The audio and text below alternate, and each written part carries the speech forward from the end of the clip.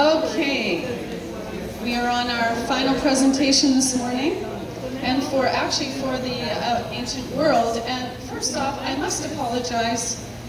It has nothing to do with weight. These chairs, every time you buy them, they're thinner and thinner, and just, we all know, right? So I apologize for anybody falling. Also, I want to mention tomorrow for Aventura, don't forget your mosquito repellent, please. Be here. The vans are leaving here at 8:30 a.m. sharp. We also will be doing a very quick presentation where the House of Culture has a set of Pok uniforms that we purchased 2 years ago, and we were working with a group of young men in Shai Village. They really didn't have their heart into it, so that Pok team kind of fell apart after about a year. So we've been sitting with uniforms, and there are 4 teams in Orange Walk. There are 2 female and 2 male, and one of the teams, we are going to donate the uniforms to one of the female teams. So there will be a handing over tomorrow morning about 8 o'clock with the team, and my director, my boss, will be here tomorrow, Mr. Alexis Salazar, the director of the Museum of Belize and Houses of Culture. He's such a cool guy. I'm so happy he's my boss. So that's going to happen just before we take off in the vans. Transportation is provided. We have 3 extended vans. If you want to drive, that's not a problem either. Okay, so back to today's event. Yes? You're forgetting to mention that Belize are world champions. Yes, of course. Yes, I think we know that, right? Yeah. Won the Hook World Championship. Yeah. That was the Oak Creek team. Yeah, so they really are nurturing and developing that particular sport. Yes. They have, I think, the 27th of the month in Oak Creek. That's right, coming up. Not this Saturday, next Saturday, there's a Poke tournament in Yole Creek Village. If you haven't been, it's like a 10-minute drive outside of Orange Walk. Yeah, it's all paved road. And that paved road all the way to almost Blue Creek is just an amazing, beautiful drive. You just go to drive it, right? Yeah. Okay, so I want to introduce our next presenter, Dr. Cynthia Robin, who is an educator at Northwestern University in the United States. She is an archaeologist with a 28-page resume, so I wasn't going to go through all of that with you. Her first experience in Belize with regards to archaeology was in 1985. She was an archaeology student with the Nomul project. Sadly enough, we all know that that was partially demolished a few years back. Cynthia presented at the first ever Belize Archaeology Symposium in 1995. She is a published author in book form, also countless publications, journals, and has spoken at many, many symposiums and conferences. Please welcome Dr. Robin with her presentation on new research at Aventura.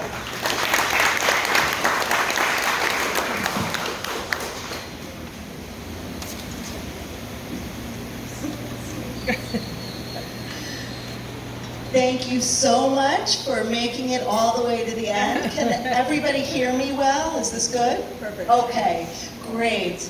And I really want to thank Deborah again and the House of Culture for sponsoring this amazing event. It's been great to see it grow over the years, and I think this is the largest group that we've ever had here.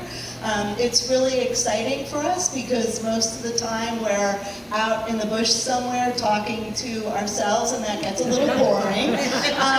And so it's just really wonderful to be able to come here and share what we're doing with you, and we are really excited for you to come out and see what we are doing in the field tomorrow. So what I'm going to do today is although this says 2019, I'm going to show you how our work finished up in 2018, because you were there. Many of you were there after 3 weeks of the season, and I'm going to show you what happened after you left. And then I will also give you a little preview of what we've done. This is our third week, so we've done about 2 weeks of work, and I'll show you what we've done and what you're going to see. This is our team members from last season, so from 2018, and just like this event is growing, we are growing.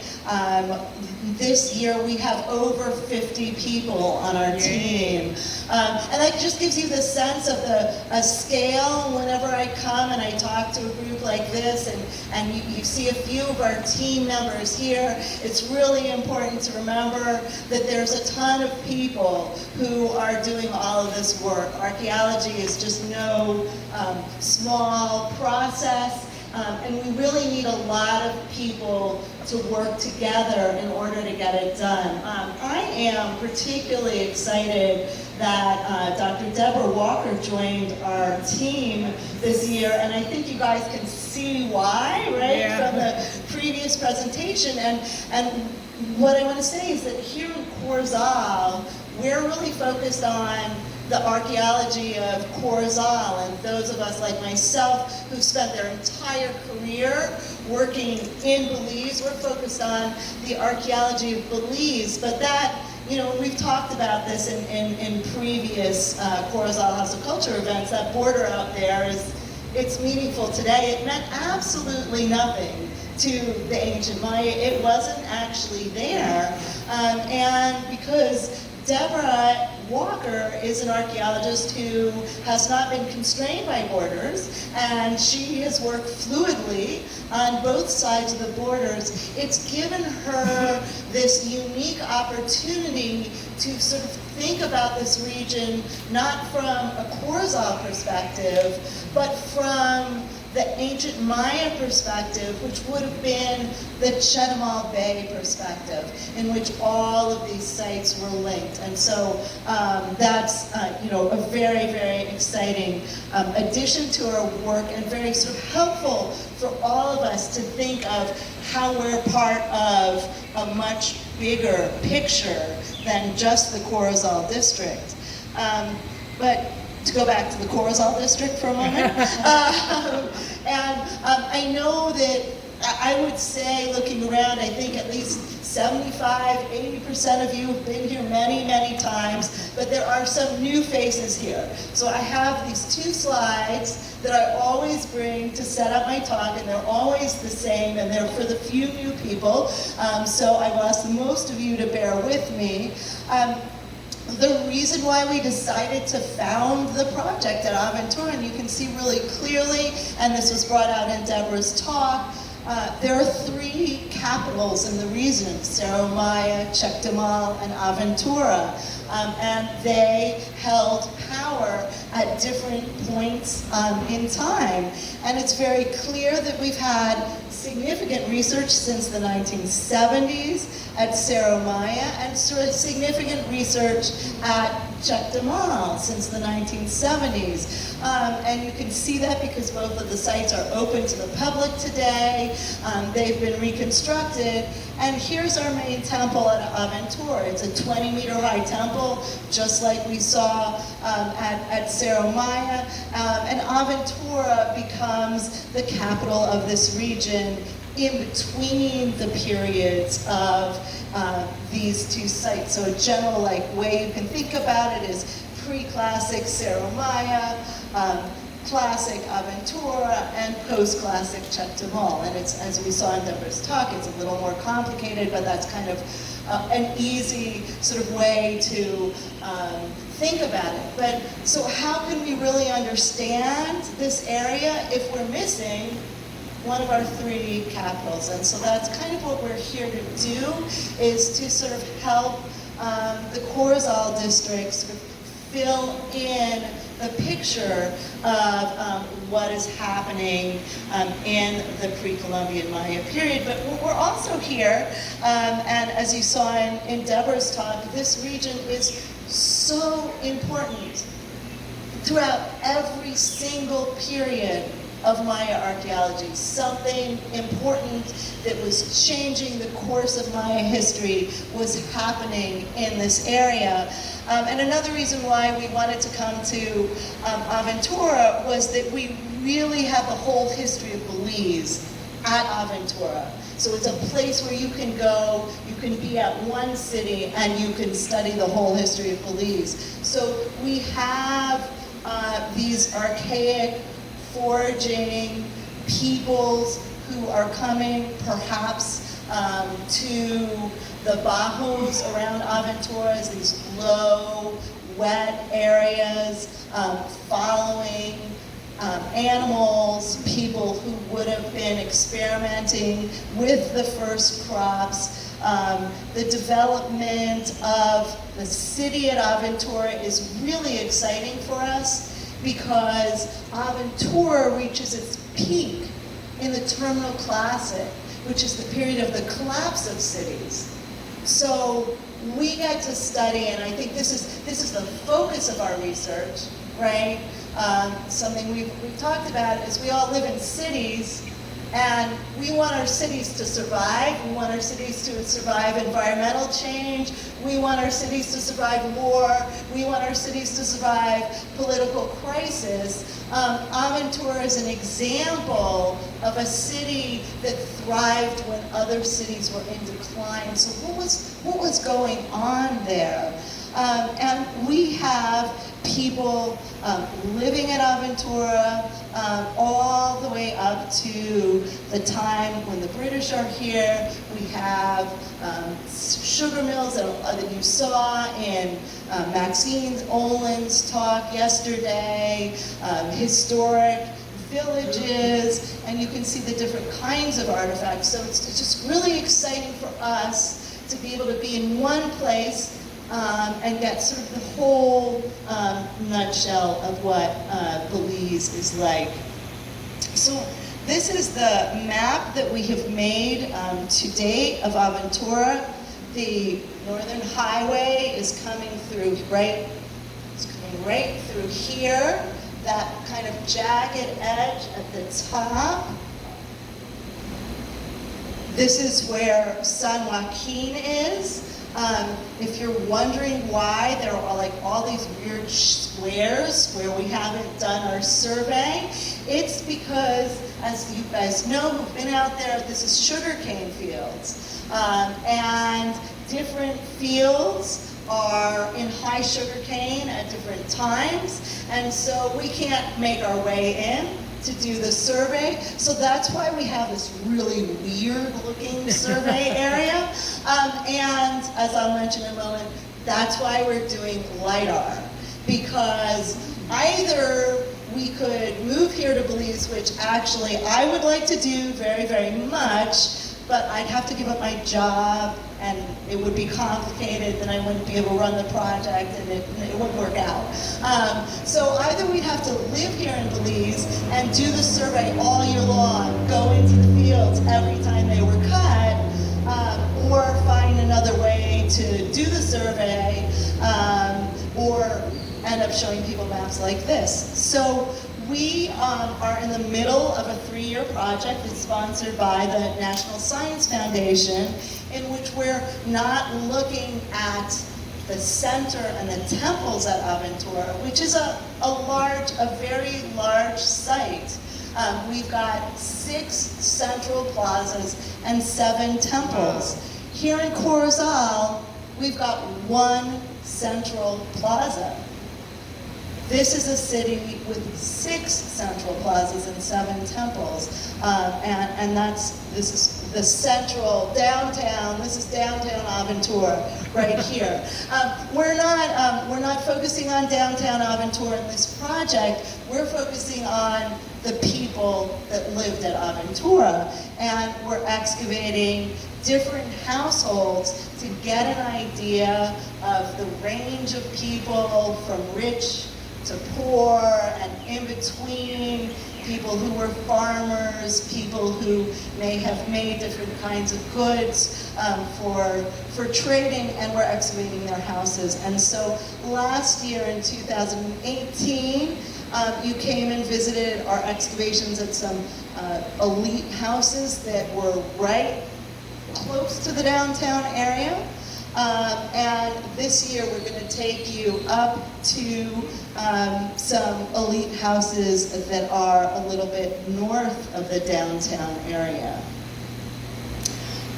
What I'm going to focus on today, because we are using some new technologies, particularly drone mapping and LiDAR now at Aventura, is sort of the differences between these methods of mapping sites and mapping excavations, and why archaeologists are sort of changing with the times with new technology. So the traditional way to find archaeological sites, and still in fact the best way, is pedestrian survey. There's nothing better than walking around and looking for things. For those of you who were out there on the first Corozal House of Culture event, you'll see an image of this. We showed you how to do total station survey. Last year we brought in drones, and this year we're going to bring in LiDAR. And I know last year I said our LiDAR was coming in March. Well, you know, nothing ever happens on time. So we now understand our LiDAR is coming in on Friday. I know some of you saw our LiDAR plane in March. I was really excited to hear that, but it was somebody else's LiDAR plane. It was not ours. So here's just an example of pedestrian survey. Apart at roughly arm's length, we walk through the cane fields where the cane is slow enough that we can walk through, and we're looking for mounds, we're looking for artifacts, we're looking for anything that tells us about occupation and about sites. And so here you guys are, our first Corozal House of Culture event, and graduate student Zach Nissen is explaining how we use the total station. So when we do pedestrian survey, we use a GPS to put a marker. We have markers all over Aventura that we have linked to the world with a GPS. Then we set up a total data station, and we use prisms and lasers to map in everything that we found on our pedestrian survey. This is time-consuming, this is labor-intensive. It's great when you're in the high forest canopy, and as I mentioned, when you're in sugarcane fields, we're not moving as fast as my previous excavations at Sean in western Belize, where we could just walk underneath the forest canopy, and it was nice and clear for us underneath there. So last year, for the first time, we brought in drones. You can do survey with drones, and here's the picture that Maxine showed. She's flying a drone, but you can see one of the issues for broad-scale landscape survey with a drone is the drone can only survey in cleared areas. So again, it's not the solution for us for the high sugarcane. So what we found, and this is what I'll show you later, is that the drone is perfect for mapping in our excavations, because of course where we are digging, we've cleared and there's nothing above us, and we can fly the drones. We are actually now, as of last year, doing twice as much archaeology as we did in the pre-drone days. Wow. And the reason for that is one of the most time-consuming parts of archaeology is not just the excavating part, but drawing everything, right? That's what distinguishes an archaeologist from someone we would call a looter, is that we record everything that we do. We record where everything is found. We record the contextual information. We not only take photographs, but we make detailed maps so we know exactly where everything is. Before drones, that was all done by hand with tape measures and teams out there measuring all the buildings, measuring every stone. Everything had to be drawn, and you saw that in some of Deborah's images from the 1970s, all the drawings of every single stone. Now we do that with the drone. We get up at about 4:30 in the morning so that we can get out to the site when the first light is there, and there's no sun, so we have to do it when it's light enough so that we can see, but not light enough that the sun is putting shade on everything. And I'm going to show you more about that. But again, that doesn't solve our problem of wanting to know about all of Aventura. And so that's why LIDAR is coming next week. We are doing a pilot survey of a 10 square kilometer area that will go from the New River through San Joaquin and Aventura and all the way. Is it Cristo Rey that is west of Okay, so all the way to Cristo Rey.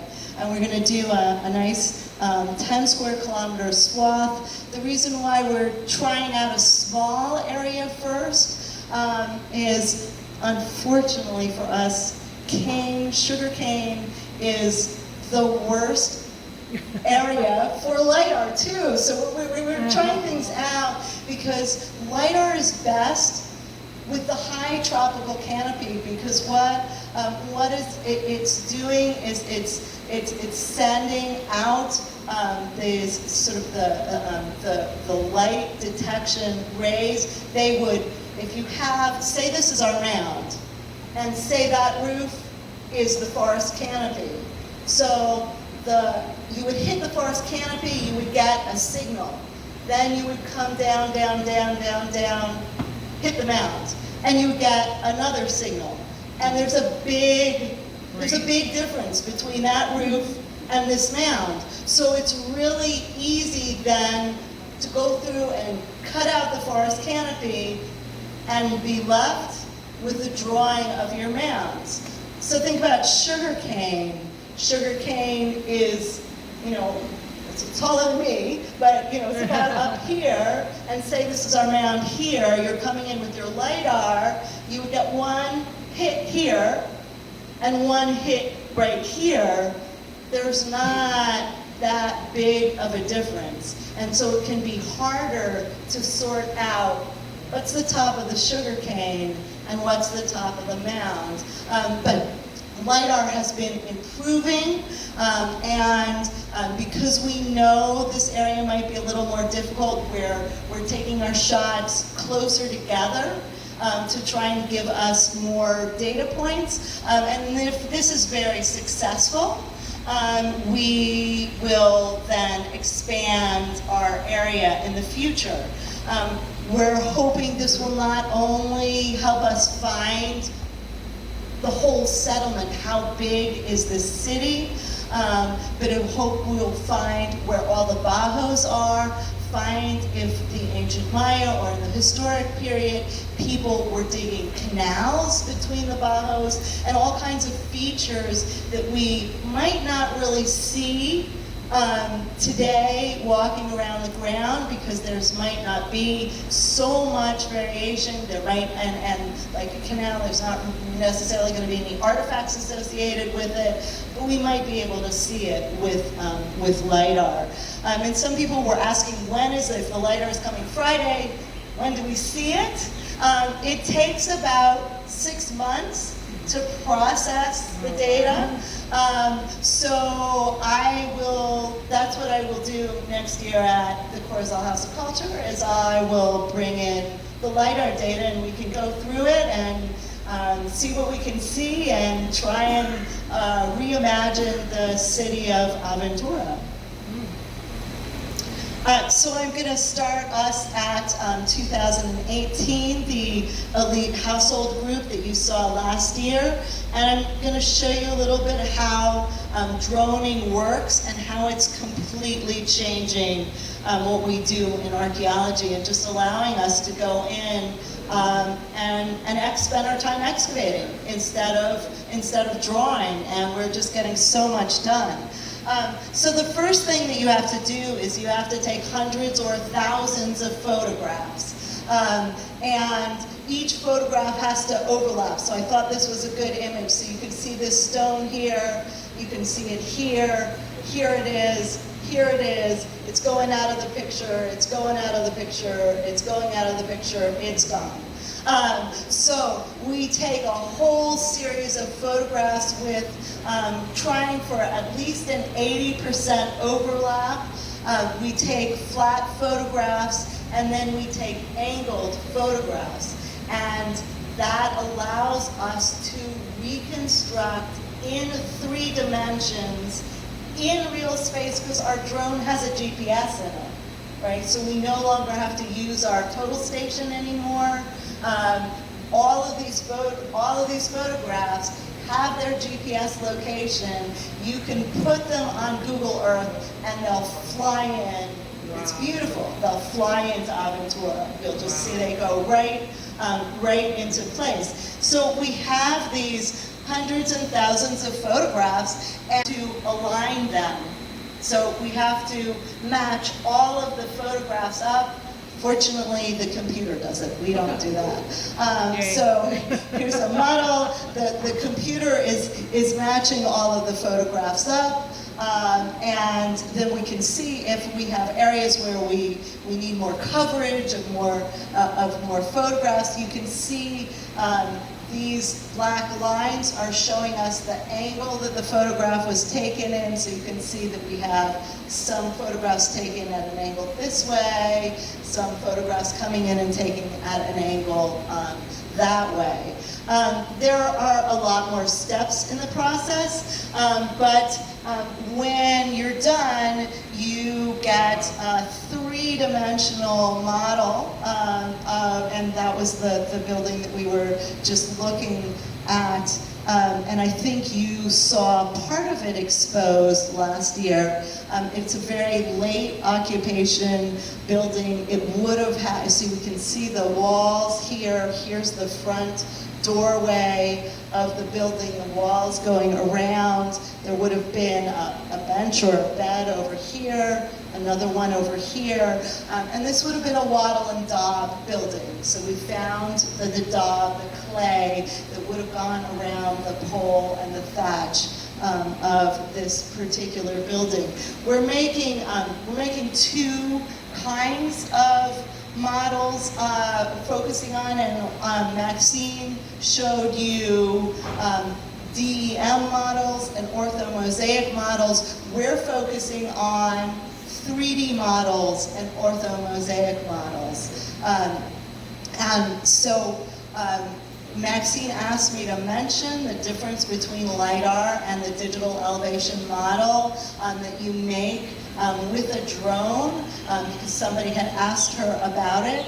And they are, in fact, very comparable models, but the big difference is, again, LiDAR's ability to do it in areas of vegetation, whereas the drone can't make the model unless everything is absolutely clear. So here's a 3-dimensional model. We're going to get into that, and then here is, it's just like as if we took an aerial photograph. So I'm actually, let's see if I can do this. Okay. Let's see. All right.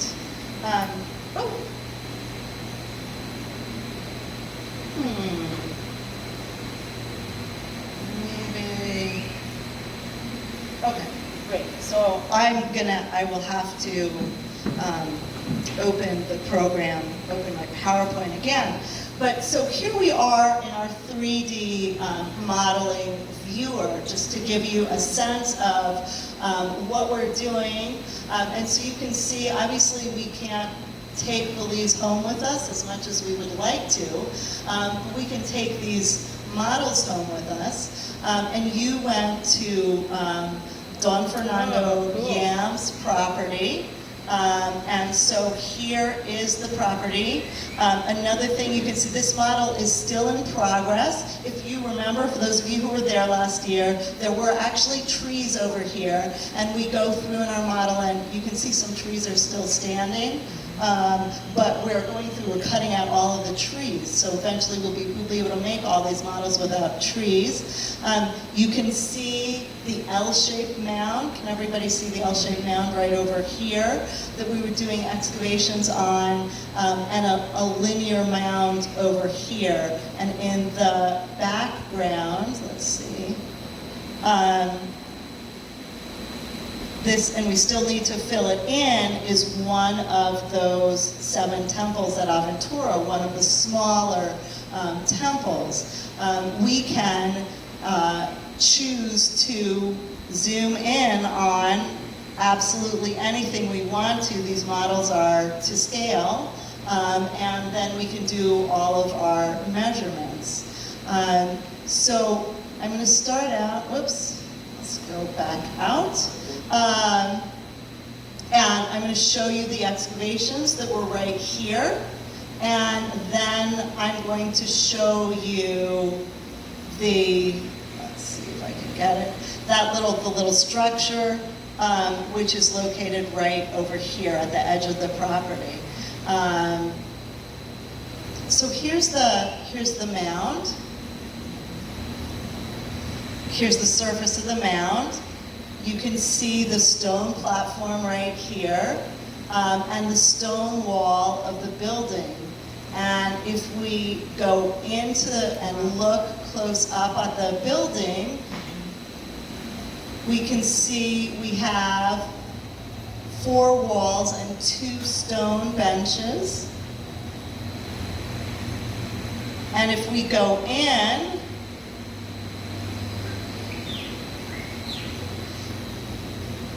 we can actually see that the benches were decorated. We can see these knobs of plaster. Most of the plaster fell off. These were alternating knobs of red and green. So we look at these buildings today and they kind of all look all white and boring. But actually in ancient times, they would have been painted in beautiful colors. These would have been magnificent, absolutely magnificent. Everything would have been painted in different colors. But as you can see, I didn't have to draw this bench, right? I can go in and I can measure all of those stones, and I can do any kind of analysis that I want from this model. We also did, I'm going to point out, behind the mound, we did an excavation right here. Let's see. And if anybody wants to come up afterwards, so this is the back wall of that building, the back wall of the building. And we excavated in the platform that supported the building. And I'm going to show you a very important find that we found there in a moment.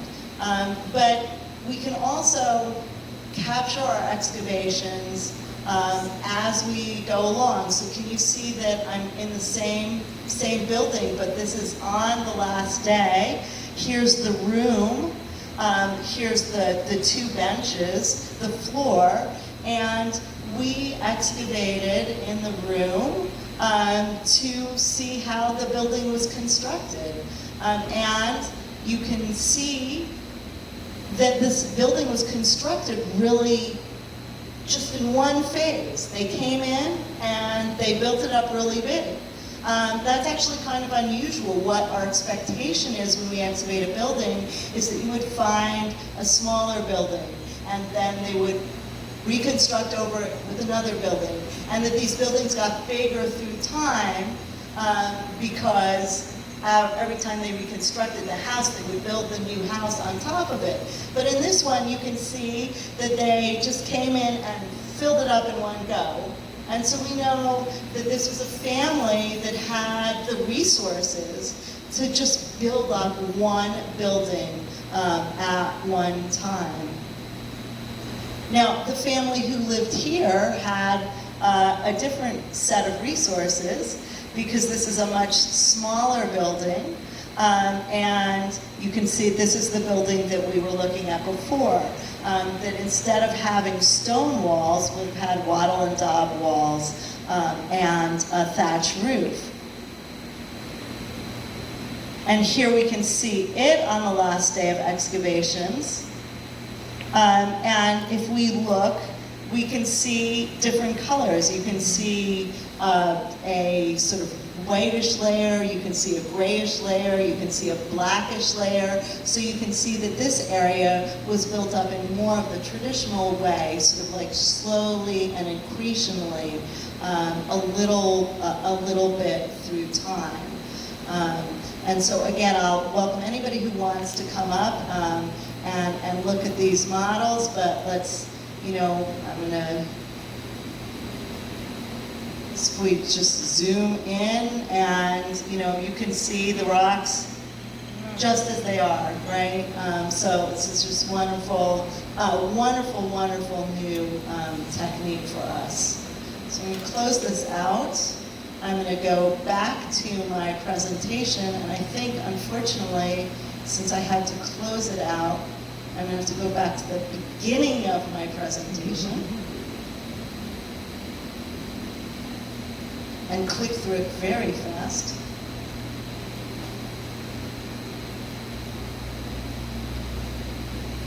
To get to where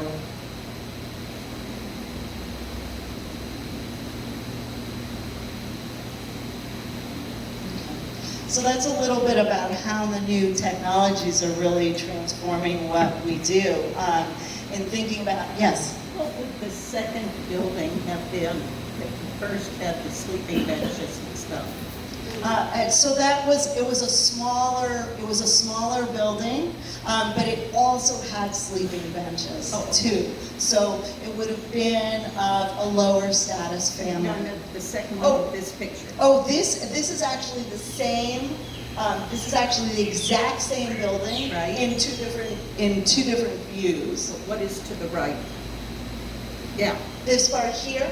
So that would have been the platform that the house was on. So let's see if I could imaginary draw it here with my finger. There would have been a stone platform like this, and then there would have been a stone house up here. Foundation. So what you're looking at here is the foundation, the stone foundation, and then you would have walked up and gone into, this is the house itself, right, the walls and the rooms, right? And this was the stone foundation. Thank you, that's a great, it's a really great question. So one of the things that we're doing, again, I just mentioned about how the drone images are just allowing us to move at such speed, right? A drone with a GPS costs $2,000, but then we double our work time in the field. It pays for itself immediately. And it's the same thing with LiDAR. LiDAR costs $1,000 a square kilometer. But if I price out how much it would cost me to send teams into the field and to feed them and to pay them and to use the total station all the time, these techniques are actually helping us save money so that we can put more money into our research and get more information. So I had mentioned that you saw this excavation right here, and here's one of the really exciting finds that we found. This is a shirt. It's about this big. I'm sorry, I realize I don't have a scale. It's teeny tiny. It's the kind of thing when the excavators excavated it, it was covered with mud. It's the kind of thing that anybody, if anybody found this in your backyard, you would throw it away. You would just be like, oh, what is this, right? We collect absolutely everything because you never know what is going to be your most important find. And so what you can see on this shirt is that we have a hieroglyph, which is really exciting find here in Belize because or anywhere in the Maya area, there aren't a lot of new hieroglyphic inscriptions being found. And I want to thank the epigrapher Christoph Helmke for helping us with the translation. You can see kind of a pearl here, and there's like a matching pearl down there, which is translated as cock or fire. Then see if you can see this. I'm going to trace it out, the form, the shape. It goes like this, it comes like this, it comes around. It's an upside down jar with an X in it. Can people see? Oh, yeah. Yeah, you can see the upside down jar with the X in it, more or less. It's really eroded. And then down here is a hieroglyph. I'm going to trace it out with my fingers. It goes like this, like this, like this, coming around, and it's got another line here, and that is Na. Then we have, so that's our first glyph block. Then we have our second glyph block, which you can see it's broken. And I'd like any help anybody can give me here. I've looked at thousands and thousands and thousands of glyphs, and so have many other people, and we can't find any glyph that is an exact match for this. So that's why I have question marks here. So we don't know. We're still working on it. Hopefully by next year we'll know. Maybe we'll never know, right? Mm-hmm. Because you can see it's very fragmentary, and it's certainly cut off. So what's really exciting, sometimes from something tiny like this that's even broken, this is a royal title. This is the name of a king. And so you can see there's a king at Uxmal in Mexico. You can see this upside down jar, the same upside down jar that we have with the cross in it. And you can see the sort of curls of fire. The next glyph, and these are carved in stone, these are not on ceramics, is Chan, and here's the Na glyph underneath it. And so what we think is happening at Aventura is because they're kind of condensing this on ceramic, they don't have as much space, they left out the Chan, and then they just shoved the Na right underneath here. So it's saying the same thing. And we have the next glyph at Uxmal, and it's chalk, right? And so this is a king, fire, Chan, rain. At Ekbalam, we have a king who, can you see the upside down jar here? Yeah. Yeah. And instead of having the cross, we have a squiggle. Or a scroll. And then we have the sort of the scrolls of fire at the top. And those of you guys who know how to read glyphs, you know, just like how I know that I'm going to read this ek as opposed to k, right? Because I know it goes left to right. When you're reading glyphs, you either go left to right or top to bottom. So I know that this says fire upside down jar. I also know that this says fire upside down jar. You could write it either way. You could write it left to right. You could write it top to bottom. Then we have the Chan, we have the Na, and then we have the deity Kawil, lightning. So these are titles. They're actually not. It doesn't say that what the king's name is, but it's a royal title. It's also been found at the site of El Palmar. And Aventura is the 4th place where we found this royal title.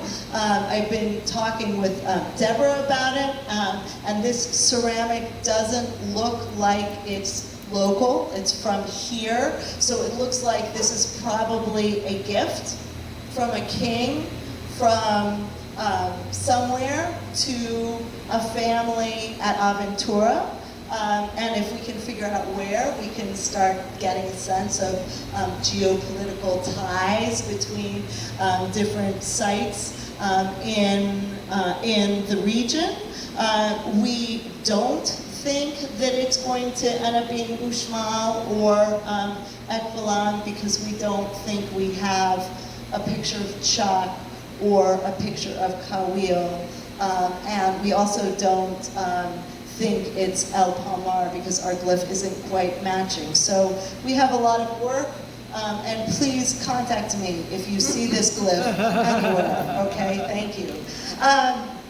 So that's kind of what I wanted to show you from 2018, and now, as I do every year, I just want to show you where we are now and what you're going to see tomorrow, what's been done. So we're at another elite residence in the north part of the site, and here are some of the photographs before or after.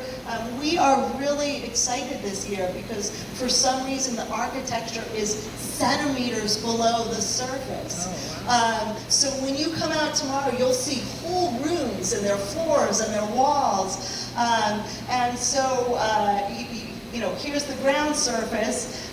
Here's the doorway to the room. Here's the floor. Here's a niche. And so we've already pretty much gotten this room exposed.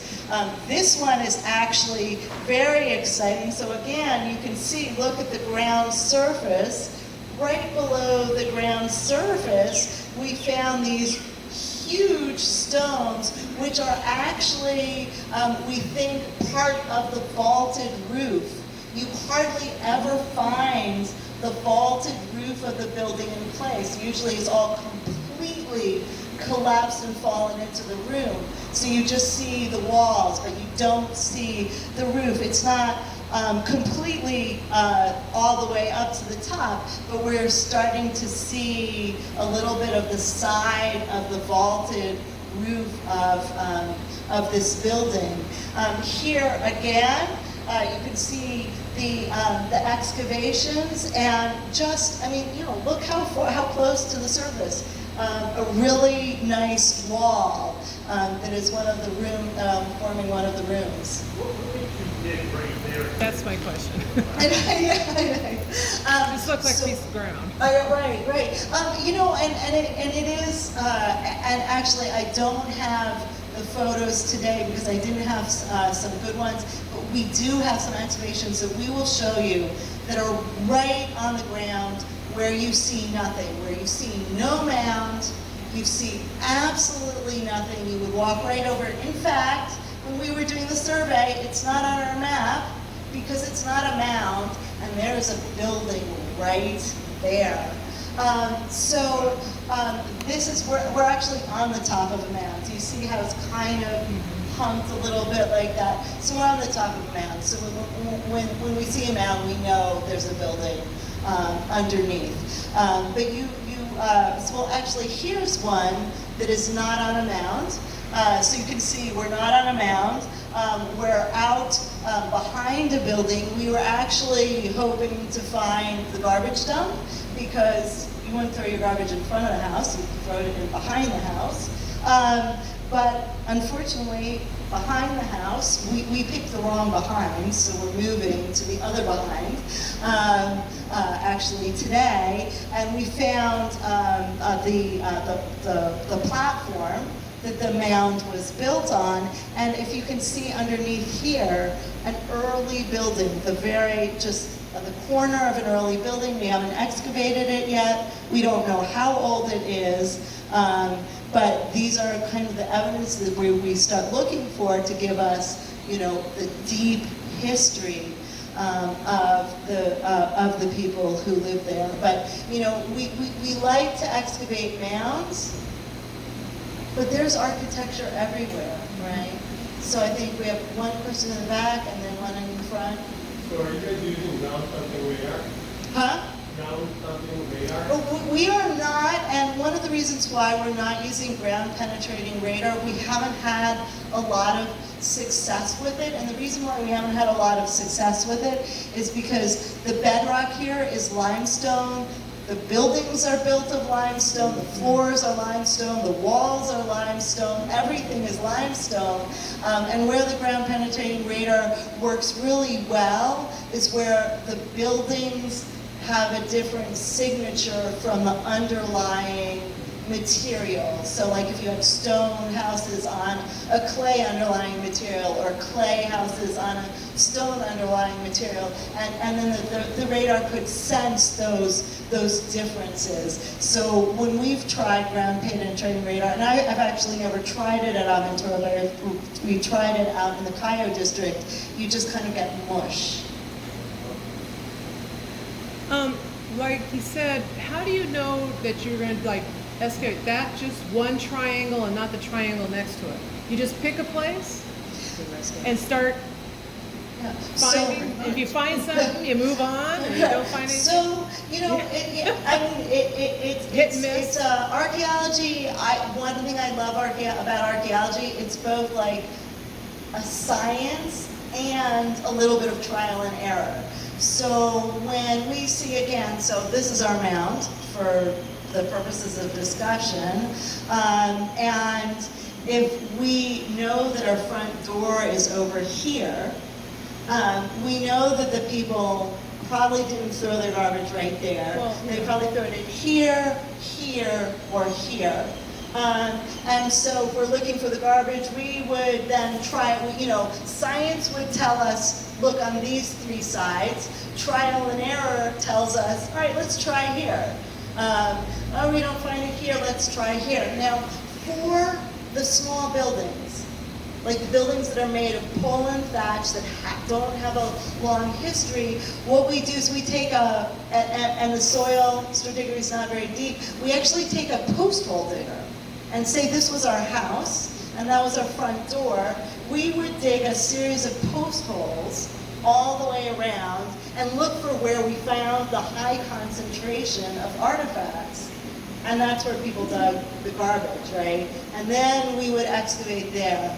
For elite buildings that are so much bigger, we can't get the post hole digger down to the ground surface where people were throwing the garbage, so we have to use the trial and error approach. Well, just starting off, would you start at a mound then?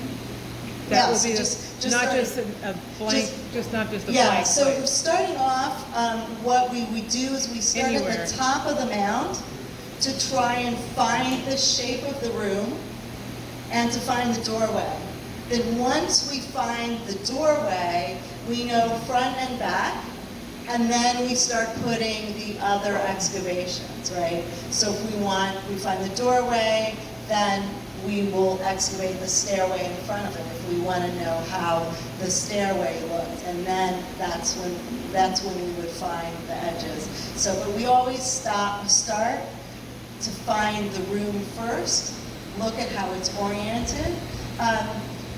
Let's go back to this map. You can see whether we're talking about a ceremonial plaza with a big temple on it, or a household group.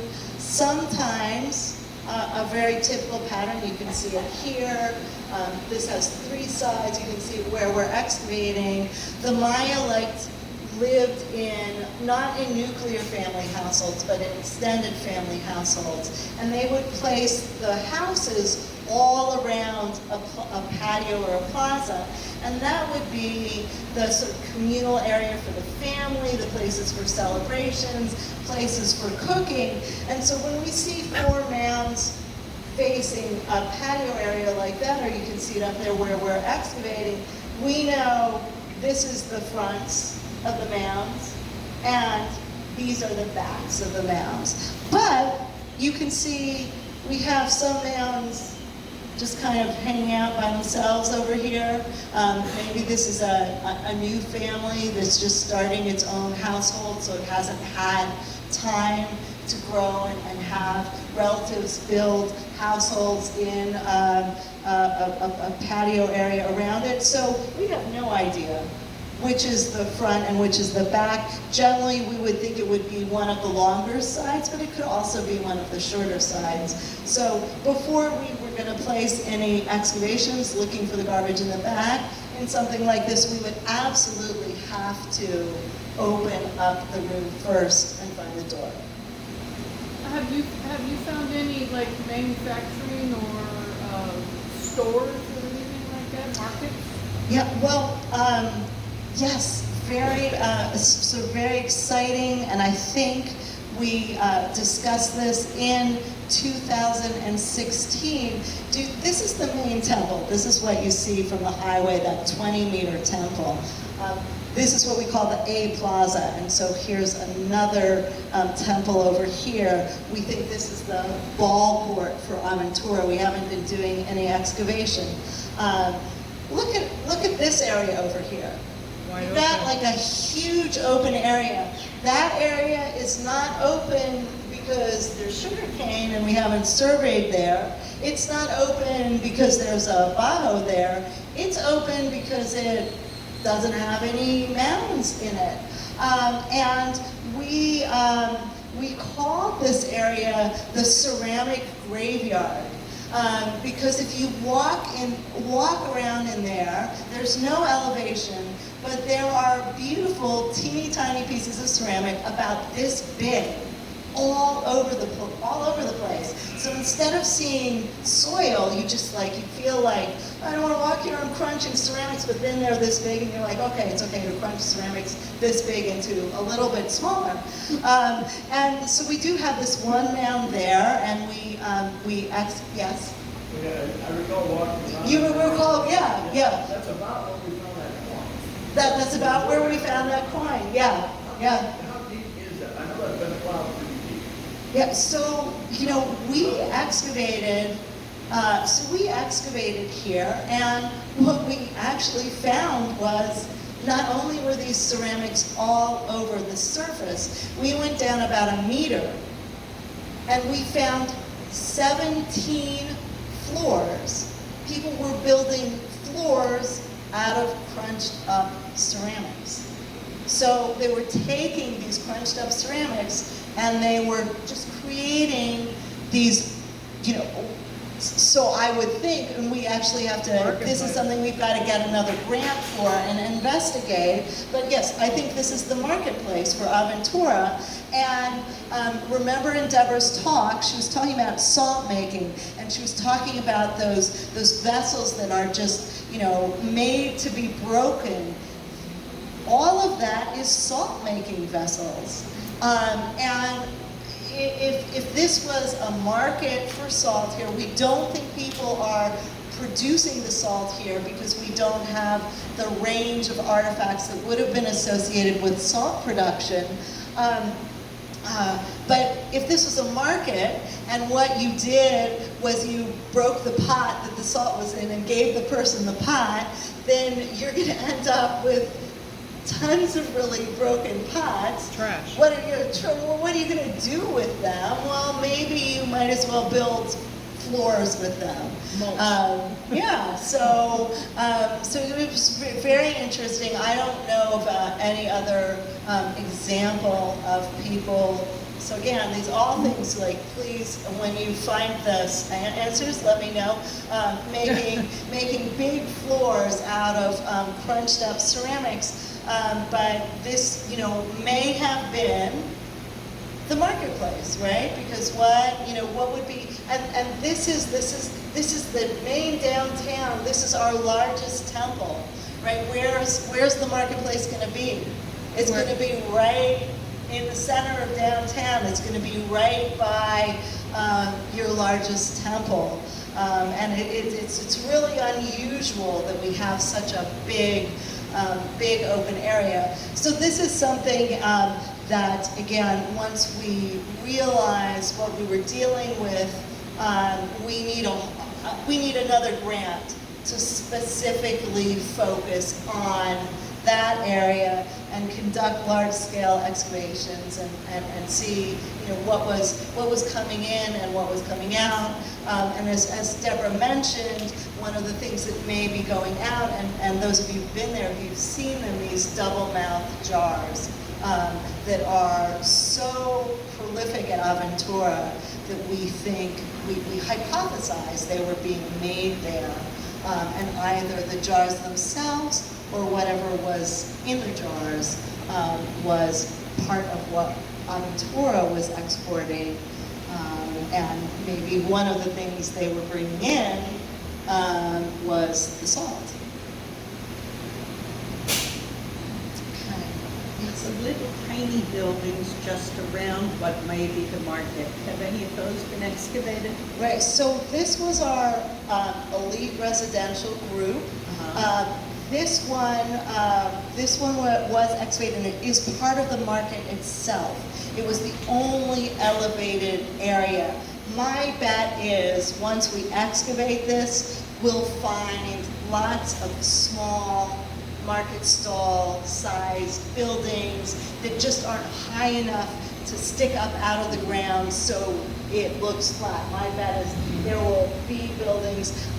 We did excavate this building here, and this is where we started getting really excited because it looked like there was some chert tool production going on there.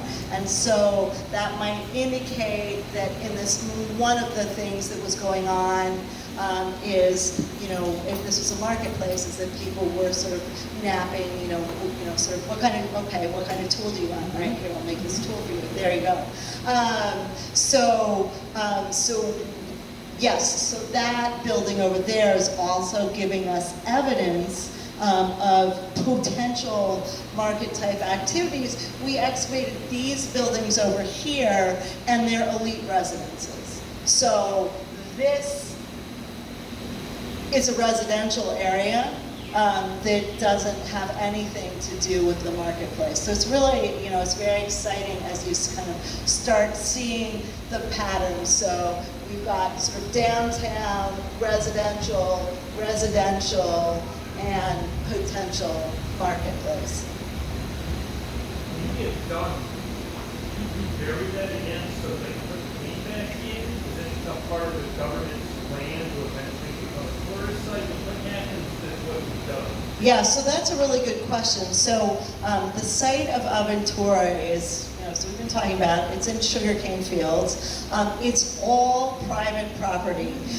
We have over 100, and it's all small private property.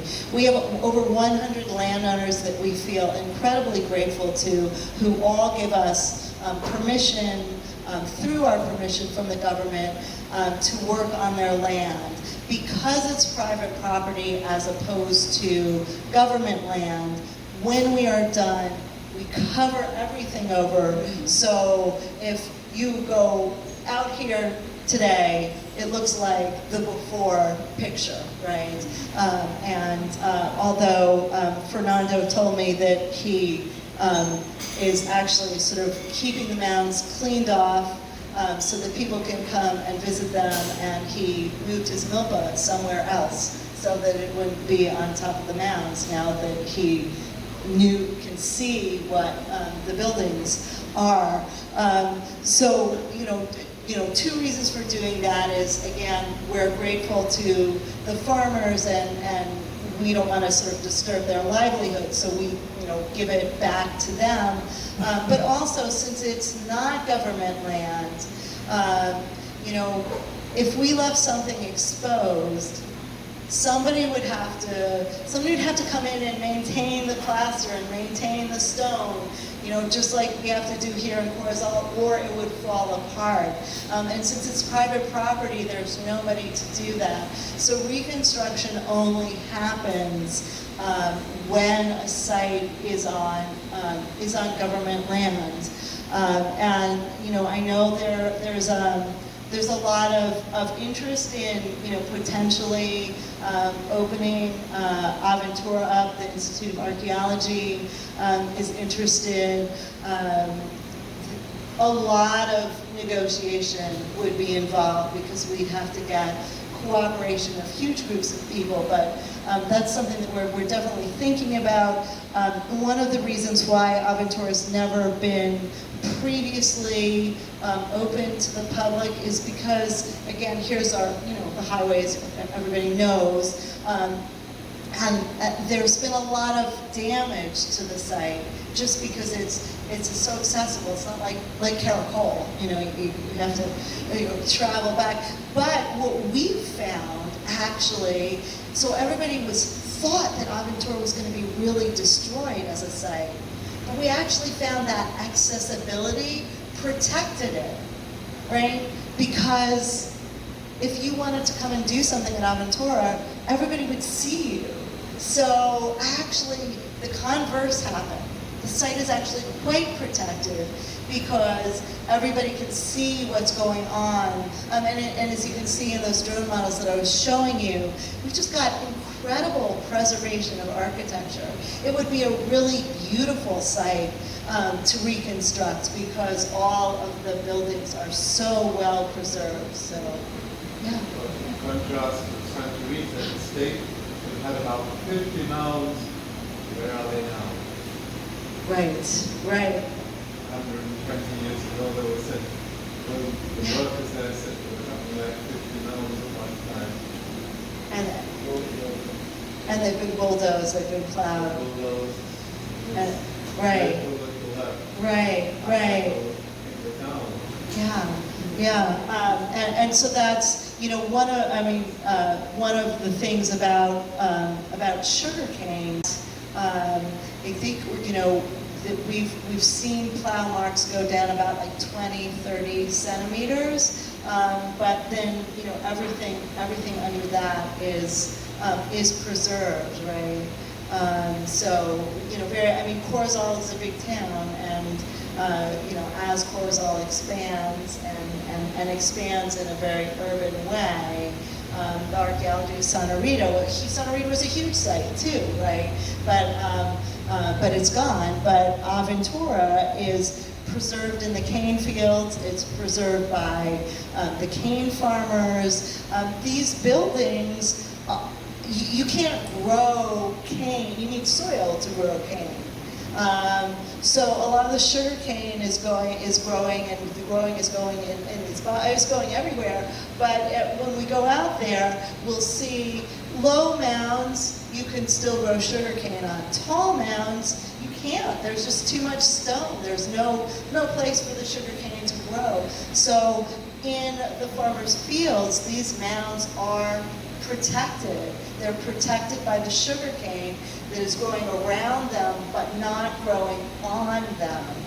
So it is an incredibly well protected site, and that's what's sort of allowing us to see, you know, this settlement pattern going out, you know, even further. And I think we'll just get greater clarity on the site from the LiDAR. It's going to be really exciting to see it.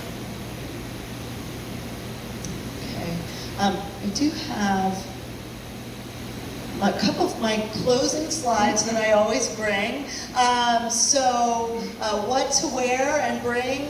Please make sure to bring water. As Deborah said, mosquito repellent, sunblock, a hat. You guys are all adults. You can wear whatever you want. I know it says no shorts. People do come out in shorts, but you know, there's bugs. I always wear my pants. If you're like a shorts person, you can wear your shorts. I definitely recommend socks, closed-toed shoes. We're going to be climbing the main temple 20 meters. Not everybody has to do it. Deborah, I wish we had this every day, sets up a nice refreshment station at the bottom. So both for the climbers and for people who don't want to climb. I always bring a long sleeve shirt with me.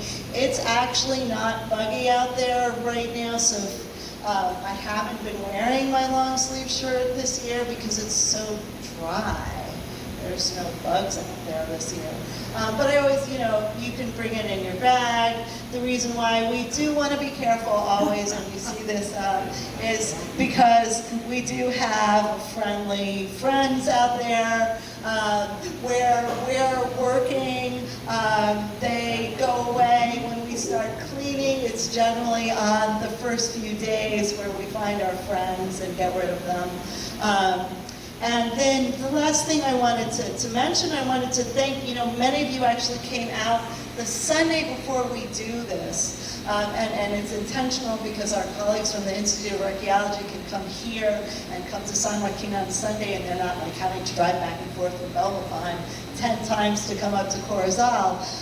We have an event in San Joaquin that's really, it's largely, it's for kids, it's for families, but it's also fun for adults where we actually it's very interactive. We let people use our machines, we let them throw atlatls, and so we have sort of exhibits that you can look at and information, and particularly if you have kids yourself, or if your neighbors have kids yourself, have kids, I always, Deborah, thank you for posting it on the Corozal House of Culture page.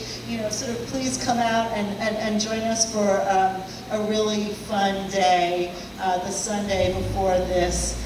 Particularly with young people, because young people are our future, and hopefully some of these young people will actually have an interest in archaeology, pursue an education in archaeology, and in future generations you're going to see Belizean archaeologists up here talking to you and not foreign archaeologists talking to you. And so that's our hope, and we try and incorporate students. We also, San Joaquin is our focus, right? That's the community right next to Aventura. We bring out children from the summer camp in San Joaquin, and they excavate with us, and hopefully one of them will continue. Okay? So thank you guys very, very much.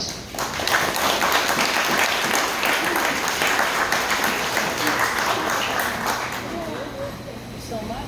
Thank you. Again, a big round of applause from Cynthia. I think it was 5 years ago you popped into my office and told me what you were up to, and I'm like, what? Let's do something, right? Cynthia wanted to talk and we wanted to learn. So thank you so much. It's just been a wonderful experience. Thank you. I mean, just really, I can't tell you how much we appreciate Deborah and this whole community in Corozal, everything that the House of Culture is doing to promote culture in so many ways. I mean, obviously archaeology is my favorite part of culture because I'm an archaeologist, but I love going to Art in the Park, and I, know that many of you are artists, and it's just wonderful to see this sort of blossoming of culture in Corozal, and I thank all of you for letting us be sort of a little part of that for the time that we're down here. We felt that this is such a welcoming and engaging community, and we just really appreciate it. Thank you, Doctor.